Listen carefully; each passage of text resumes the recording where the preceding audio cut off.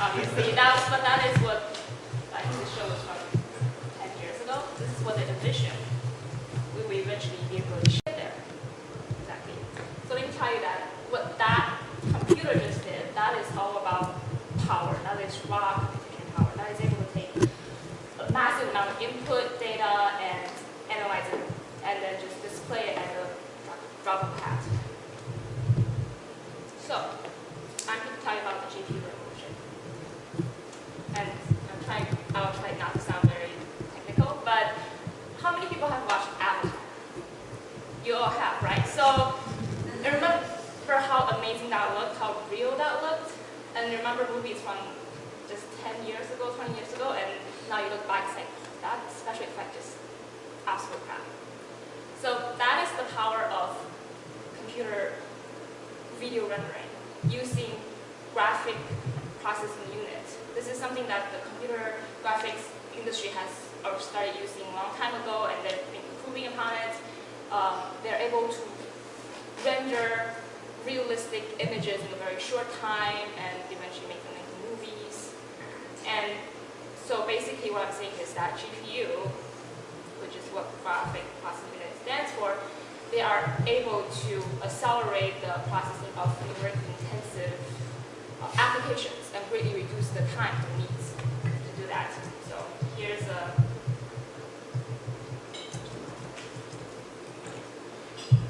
a little conceptual bar graph. If you were to do the task normally, then it would take this long, whereas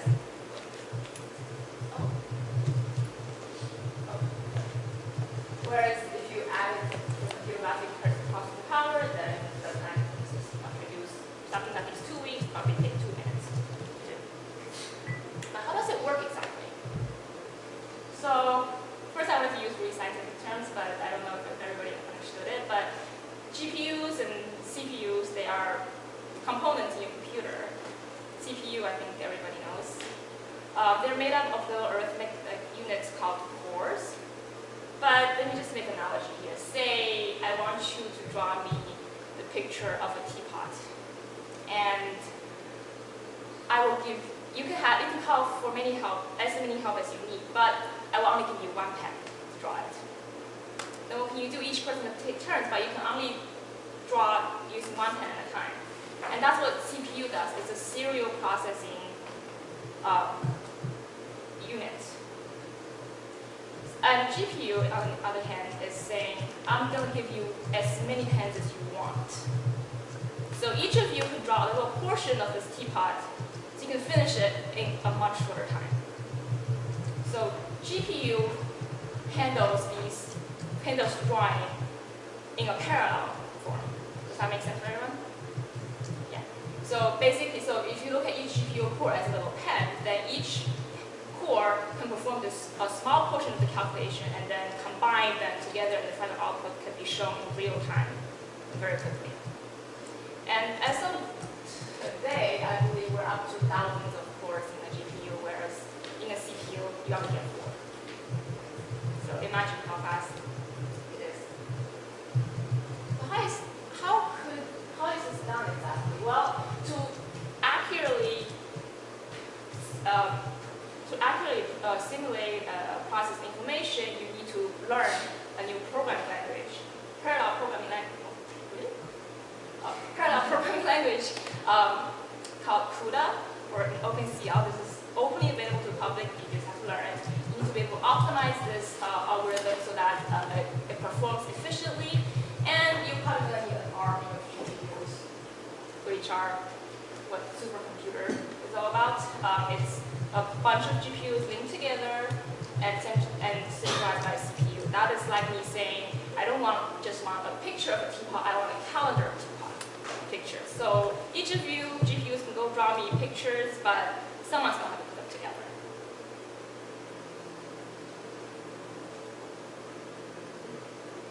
It's not point one.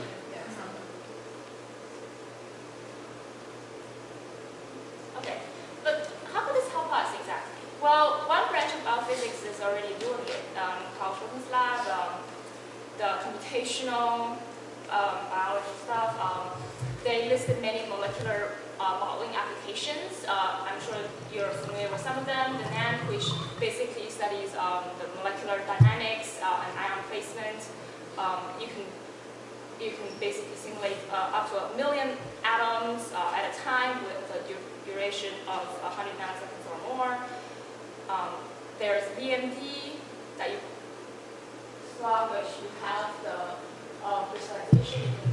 You look at any proteins you want, see how they bind on DNAs, and choose your labeling spots. There's also molecular orbit display to study drug interactions. Multiple CPU summation, which is basically just a bunch of CPUs together again, like a supercomputer-ish. Fluorescence microphotolysis, which is where you kind of combine experimental with computational. You're trying to figure out diffusion constants by solving an equation, and the experimentalist could input many possible inputs and then try to find out which one matches the experimental results. So there are a lot of uses for it. So that's what GPUs can do. But how can we achieve what we just saw in the YouTube video then? Because we obviously cannot simulate a child. Well, what's in the YouTube clip is basically a supercomputer that is way, way advanced. So we have supercomputers at U of I, the Blue Water supercomputer, but the problem is that these structures takes up the whole building, and it's really not efficient to move them anywhere. So what we want to do is actually miniaturize these supercomputers, make them fit in the palm of our hands. So that is, I'm sure people are still working on that, but to do that, we really need to figure out ways to new manufacturing methods, new materials, ways to fit more cores onto a smaller template, so that eventually the computer is small enough and powerful enough that we can achieve that reality. But that's okay. But what if for now? Okay, so for now while we're waiting for these materials engineering sciences to make the breakthrough, what if we don't have a powerful supercomputer at our disposal? There's the power of distributed computing. And it follows the saying that no man is an island and tower itself, so you'll always need help. And the way they do that is by taking multiple computers across the network which talk to each other, and these computers interact with each other, and they can work towards a common goal.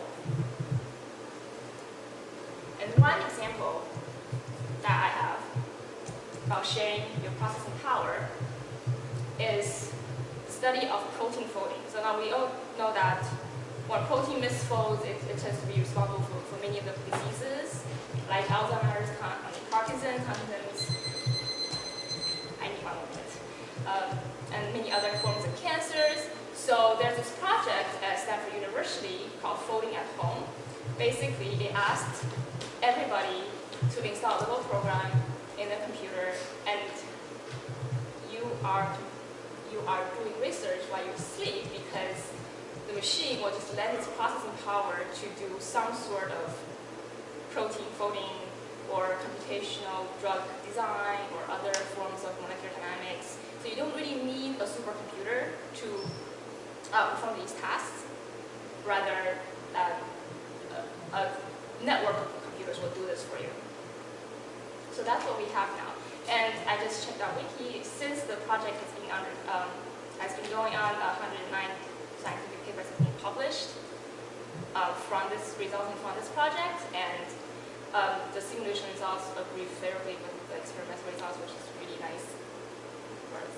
So that's one of the examples of something like this actually.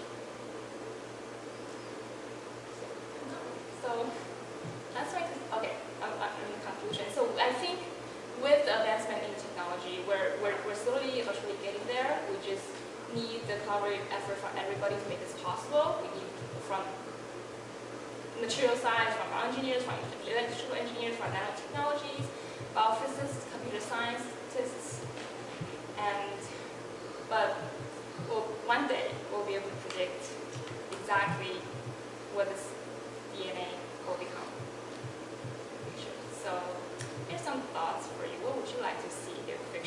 reality.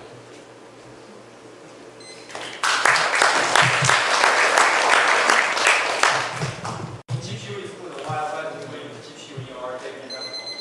GPU is only good for parallel processing of data, so sometimes you still need some sort of centralization to fit together commands. That's why I kind of use the calendar example. If I want a book full of different colors of teapots and all GPU can do is just draw me different pictures, then I need someone to bind the book together to really make it coherent for everyone. Yeah, I think that short term is late in the time, right? Yes. Because if you use GPU, I don't know what the time I talk about it.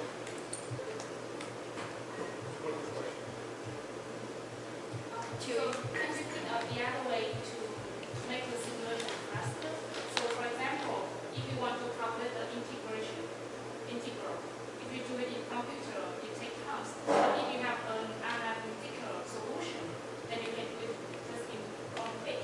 So even in another way, that we can like derive like an analytical equation from this being will translate into how the people look like in the future.